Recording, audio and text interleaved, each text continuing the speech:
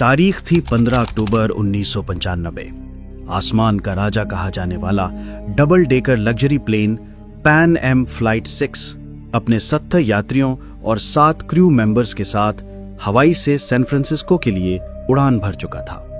लोग अपनी सीटों पर आराम से बैठे थे। कोई किताब पढ़ रहा था, कोई खिड़की से बाहर प्रशांत महासागर की नीली चादर को देख रहा था, तो कोई अपने आने वाले कल के सपने बुन रहा था। लेकिन अचानक प्लेन के शांत माहौल में एक चीख गूंजी। एक दो नहीं बल्कि 4 नकाबपोश लोग अपनी सीटों से उठे। उनके हाथ में हथियार थे। उन्होंने प्लेन को हाईजैक कर लिया था। यात्रियों की सांसें थम गईं। बच्चों का रोना और बड़ों की घबराहट से पूरा प्लेन गूंज उठा। यह खबर जैसे ही एटीसी तक पहुंची, धरती पर हड़कंप मच गया। रेस्क्यू मिशन की तैयारियां शुरू हो गईं। लेकिन इससे पहले कि कोई कुछ समझ पाता, ठीक 5 मिनट बाद पैन एम फ्लाइट 6 रडार से हमेशा के लिए गायब हो गई। इसके पीछे का कारण पहला तो हाईजैकर्स ने प्लेन का लोकेशन सिस्टम बंद कर दिया था, पर असली खतरा तो कुछ और ही था। एक ऐसा खतरा जिसे इंसान कंट्रोल नहीं कर सकता।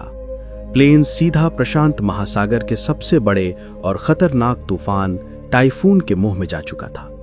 भयानक हवाएं प्लेन को किसी खिलौने की तरह उछाल रही थी। पायलट अपनी पूरी ताकत से प्लेन को बचाने की कोशिश कर रहा था, पर अगले 2 घंटे तक प्लेन का कंट्रोल प्रकृति के हाथों में था। और 2 घंटे के इस जानलेवा संघर्ष के बाद प्लेन का एक इंजन फेल हो गया और इसके थोड़ी देर बाद दूसरा इंजन भी फेल हो गया। प्लेन आग के गोले की तरह सीधा समुद्र की ओर गिरने लगा। प्लेन समुद्र की सतह से टकराने ही वाला था कि कुछ लोगों ने हिम्मत दिखाई और हाईजैकर्स को मार गिराया और टूटे हुए दरवाजे से ठंडे और अनजान समुद्र में छलांग लगा दी। प्लेन एक भयानक धमाके के साथ पानी में समा गया, लेकिन 60 लोग किसी तरह बच गए थे। उनके चारों तरफ मीलों तक सिर्फ और सिर्फ प्रशांत महासागर की डरावनी लहरें थी। किस्मत से जहां प्लेन क्रैश हुआ था, उससे बस 100 मीटर की दूरी पर एक चट्टान समुद्र से बाहर निकली हुई थी। सब ने अपनी बची कुची ताकत लगाकर उस चट्टान पर पनाह ली। भीगे हुए, कांपते हुए, डरे हुए वे 60 लोग उस छोटी सी चट्टान पर एक दूसरे से लिपटे हुए थे। उनके पास ना तो कोई फोन था, ना कोई सिग्नल, ना कोई उम्मीद। प्लेन का मलबा भी गहरे पानी में डूब चुका था। तभी एक पैसेंजर को याद आया कि उसके बैग में एक दूरबीन थी जो किसी तरह उसके साथ बच गई थी। उसने कांपते हाथों से दूरबीन उठाई और चारों तरफ देखने लगा, और तभी उसे एक उम्मीद की किरण दिखी। लगभग आधा किलोमीटर दूर धुंध में लिपटा एक छोटा सा द्वीप। वो चिल्लाया, island! There is an island! Island! वहां एक आइलैंड है। जो लोग तैरना जानते थे, उन्होंने एक पल भी नहीं गवाया। उन्होंने मौत के इस महासागर में फिर से छलांग लगा दी। नीचे खतरनाक शार्क थीं, ऊपर ऊंची ऊंची लहरें, लेकिन जीने की इच्छा इन सब से बड़ी थी। घंटों की मशक्कत के बाद सिर्फ 15-20 लोग ही उस द्वीप के रेतीले किनारे तक पहुंच पाए, बुरी तरह थके हुए लेकिन जिंदा। द्वीप पर पहुंचे लोगों ने एक पल भी आराम नहीं किया। उन्हें पता था कि चट्टान पर फंसे बाकी लोगों को यहां लाना होगा, वरना वे लहरों या भूख प्यास से मर जाएंगे। उन्होंने द्वीप पर पड़ी सूखी लकड़ियों और बेलों को इकट्ठा किया और किसी तरह एक काम चलाऊ बेड़ा बनाया। उस टूटे फूटे बेड़े को लेकर वे फिर से उस जानलेवा समुद्र में उतर गए और एक एक करके कई चक्कर लगाकर उन्होंने चट्टान पर फंसे हर इंसान को द्वीप पर पहुंचाया। जब सारे 60 लोग उस अनजान जमीन पर इकट्ठा हुए, तब जाकर उन्हें अपनी असली हालत का एहसास हुआ। ये कोई जन्नत नहीं थी, ये एक सुनसान वीरान द्वीप था। कुछ नारियल के पेड़, थोड़ी बहुत जंगली झाड़ियां और चारों तरफ सिर्फ रेत। न खाने का कोई इंतजाम, न पीने के पानी का कोई स्रोत। निराशा के बादल उन पर छा गए। कुछ लोग घुटनों के बल बैठकर रोने लगे, कुछ अपने परिवार को याद करके चिल्लाने लगे, तो कुछ बस सिर पकड़कर बैठ गए। यकीन नहीं कर पा रहे थे कि वे वाकई जिंदा हैं या ये कोई भयानक सपना है। इसी हताशा के बीच एक स्कूल टीचर मिस्टर डेविड आगे आए। उन्होंने बुलंद आवाज में कहा, दोस्तों, अगर हम घबरा गए तो हम सब मारे जाएंगे। हमें जीना है, हमें एक दूसरे के लिए जीना है। उनकी आवाज में एक भरोसा था जिसने टूटे हुए लोगों में नई उम्मीद जगा दी। सब संगठित हुए और घायलों की देखभाल शुरू की गई। अब सबसे बड़ी चुनौती थी भूख और प्यास। एक नौजवान माइकल हिम्मत करके नारियल के एक ऊंचे पेड़ पर चढ़ गया और कुछ नारियल तोड़ कर लाया। वो सिर्फ 3-4 नारियल 60 लोगों के लिए कुछ भी नहीं थे, लेकिन वो सिर्फ नारियल नहीं थे, वो उनकी पहली खुराक थी। लोगों ने बारिश के पानी को चट्टानों के गड्ढों में इकट्ठा करना शुरू कर दिया और उसे पीना शुरू कर दिया। मिस्टर डेविड ने सबको छोटी छोटी टीमों में बांट दिया।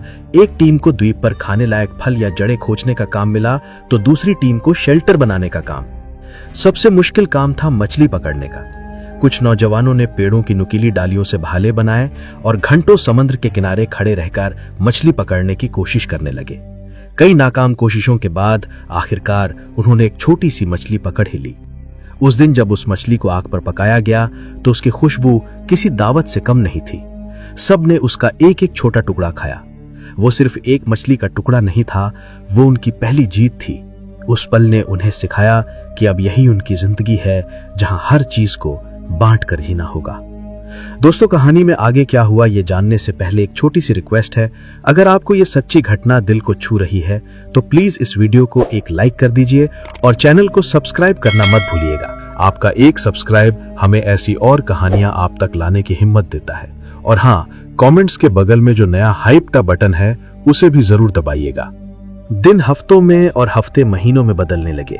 अब उन्हें समझ आ गया था कि मदद शायद कभी नहीं आएगी, उन्हें यहीं जीना होगा।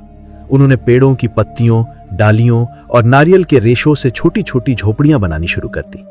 पहली बारिश में ही उनकी सारी मेहनत पर पानी फिर गया। झोपड़ियां लीक करने लगी, लेकिन उन्होंने हार नहीं मानी और ज्यादा मजबूती से शेल्टर बनाए। जरूरत ने उन्हें वो सब कुछ सिखा दिया जो उन्होंने कभी सोचा भी नहीं था। कुछ लोगों ने मछली को धुआं देकर सुखाना सीख लिया ताकि उसे लंबे समय तक बचाया जा सके। एक महिला जो नर्स थी, उसने जंगली पत्तों से छोटी मोटी चोटों और बीमारियों का इलाज करना सीख लिया। उन्होंने फैसला किया कि अगर यहां जीना है तो भविष्य के लिए सोचना होगा। उन्होंने नारियल के बीजों को द्वीप के चारों तरफ बोना शुरू कर दिया, जंगली पौधों की कलमों को लगाना शुरू कर दिया।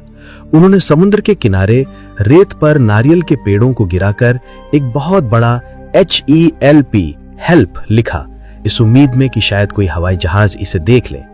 एक दिन दूर आसमान में एक जहाज दिखा भी। सब पागलों की तरह चिल्लाए, आग जलाकर धुआं किया, लेकिन जहाज ने उन्हें नहीं देखा और गुजर गया। उस दिन कई लोगों की उम्मीद पूरी तरह से टूट गई। शुरुआती 2-3 महीने सबसे कठिन थे। अनजान द्वीप का माहौल, खाने की कमी और साफ पानी न होने की वजह से बीमारियां फैलने लगी। निराशा और अकेलेपन ने कई लोगों को मानसिक रूप से तोड़ दिया। एक एक करके 10 लोगों ने दम तोड़ दिया। हर मौत उनके लिए एक गहरा सदमा होती। वे अपने साथी को अपने हाथों से रेत में दफनाते और असहाय होकर रोते। अब वो 60 से 50 रह गए थे। उधर बाहरी दुनिया में महीनों के सर्च ऑपरेशन के बाद भी जब पैन एम फ्लाइट 6 का कोई सुराग नहीं मिला तो सरकार ने उन्हें मृत घोषित कर दिया। उनके परिवारों के लिए शोक सभाएं हुई, अखबारों में उनके नाम छापे गए। दुनिया के लिए वे 77 लोग प्रशांत महासागर की गहराइयों में दफन एक दर्दनाक याद बनकर रह गए थे। उन्हें नहीं पता था कि उनमें से 50 लोग अभी भी एक अनजान द्वीप पर हर दिन मौत से लड़ रहे थे, इस उम्मीद में कि कोई उन्हें बचाने आएगा। लेकिन दुनिया उन्हें भुला चुकी थी। ये उनके संघर्ष का सबसे काला अध्याय था, जब उन्हें लगा कि अब वे हमेशा के लिए यहीं फंस गए हैं। 2 साल बीत चुके थे। जिंदगी अब एक ढर्रे पर आ गई थी। उन्होंने जीना सीख लिया था। और फिर उस वीरान द्वीप पर एक चमत्कार हुआ। एक महिला ने एक स्वस्थ बच्ची को जन्म दिया। उस बच्ची की पहली किलकारी ने पूरे द्वीप के माहौल को बदल दिया। जहां अब तक सिर्फ मौत और निराशा थी, वहां अब जीवन का संगीत गूंज रहा था। हर कोई उस नन्ही जान को देखने आया। उनकी आंखों में आंसू थे, लेकिन इस बार ये आंसू खुशी के थे। उस बच्ची ने सबको जीने की एक नई वजह दे दी। वो सिर्फ एक बच्ची नहीं थी, वो इस बात का सबूत थी कि सबसे मुश्किल हालात में भी जिंदगी हार नहीं मानती। वो उनकी उम्मीद की नई मशाल थी। लोगों ने उस दिन को एक त्योहार की तरह मनाया, क्योंकि 2 साल बाद मौत पर जिंदगी की जीत हुई थी। अब उन्हें सिर्फ खुद के लिए नहीं, बल्कि इस नई पीढ़ी के लिए भी जीना था और इस द्वीप को एक बेहतर जगह बनाना था। देखते देखते 10 साल गुजर गए। द्वीप पर अब जिंदगी का एक सिस्टम बन चुका था। मिस्टर डेविड ने बच्चों के लिए एक छोटा सा स्कूल खोल दिया, जहां वे उन्हें पढ़ना, लिखना और दुनिया के बारे में बताते थे। उस दुनिया के बारे में जिसे इन बच्चों ने कभी देखा ही नहीं था। सब ने अपने अपने काम बांट लिए थे। कुछ लोग मछली पकड़ते, कुछ खेती करते, कुछ बच्चों की देखभाल करते। उन्होंने अपने मनोबल को बनाए रखने के लिए प्लेन क्रैश की बरसी को सर्वाइवल डे के रूप में मनाना शुरू कर दिया। उस दिन वे गाना गाते, कहानियां सुनाते और उन साथियों को याद करते जो अब उनके साथ नहीं थे। इन 10 सालों में द्वीप पर 5 और बच्चों का जन्म हुआ, लेकिन इस दौरान बीमारियों और हादसों में 7 और बड़े लोग अपनी जान गंवा चुके थे। अब द्वीप की कुल आबादी बच्चों को मिलाकर 48 थी। एक दिन फिर वही हुआ। आसमान में एक प्लेन की गूंज सुनाई दी। सब फिर से दौड़े, फिर से चिल्लाए, लेकिन नतीजा वही रहा। प्लेन उन्हें बिना देखे गुजर गया। बार बार मिलती निराशा ने अब उन्हें तोड़ना बंद कर दिया था। शायद उन्होंने इसे ही अपनी किस्मत मान लिया था। पूरे 13 साल बीत चुके थे। जो बच्चे द्वीप पर पैदा हुए थे वे अब किशोर हो चुके थे। उनके लिए यही दुनिया थी, यही घर था। जो बड़े थे वे अब बूढ़े हो चले थे। उनके चेहरे पर संघर्ष की लकीरें साफ दिखती थीं। फिर एक सुबह एक ऐसी आवाज सुनाई दी जो उन्होंने 13 सालों में नहीं सुनी थी। एक बड़े जहाज के हॉर्न की आवाज।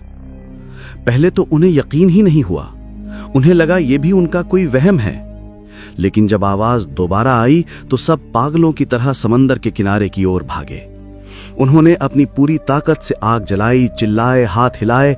उनकी आंखों में एक आखिरी उम्मीद की चमक थी। और इस बार चमत्कार हुआ। जहाज ने उन्हें देख लिया था। जहाज रुका और उनसे कुछ दूर लंगर डाल दिया। उस पल को शब्दों में बयां नहीं किया जा सकता। 48 लोग एक दूसरे को पकड़कर रो रहे थे, हंस रहे थे, चिल्ला रहे थे। 13 साल का लंबा भयानक इंतजार खत्म हो गया था। जब रेस्क्यू टीम नाव से द्वीप पर पहुंची तो उनकी आंखों में भी आंसू थे। वे उन लोगों को देख रहे थे जिन्हें दुनिया मरा हुआ मान चुकी थी। जब वे 48 लोग वापस शहर लौटे तो दुनिया हैरान रह गई। वे अब पहले जैसे इंसान नहीं थे। शहर की चकाचौंध, गाड़ियां, इमारतें, सब कुछ उन्हें अजीब लग रहा था।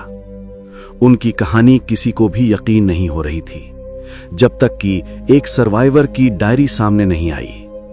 उस डायरी में 13 साल का हर एक दिन, हर एक संघर्ष, हर एक मौत और हर एक जन्म का हिसाब लिखा हुआ था।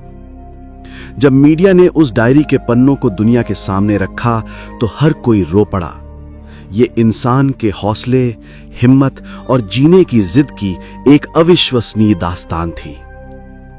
इस सच्ची घटना पर बाद में एक किताब भी लिखी गई जिसका नाम था the lost survivors of flight 6, 13 years on the island. ये कहानी आज भी हमें ये सिखाती है कि उम्मीद की एक छोटी सी किरण भी सबसे घने अंधेरे को चीर सकती है और इंसान का हौसला हर मुश्किल से बड़ा होता है।